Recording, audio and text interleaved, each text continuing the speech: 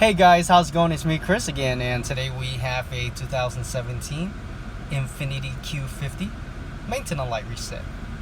We are going to use this screen right here and these buttons over here.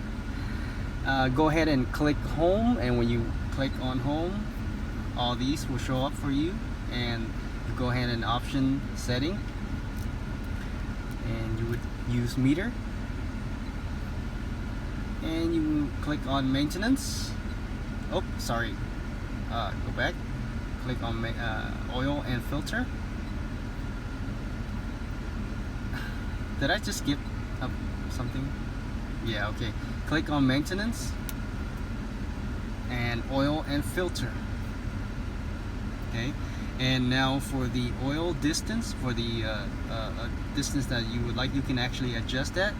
Just some people would like 5,000, some put good oil, and they would like to put 10,000. And now hit reset to reset the distance, and as you can see, the purple part, it has disappeared. And that's how we do it, guys. Make sure you click that like. Thank you for watching, and I'll see you next time. Bye bye.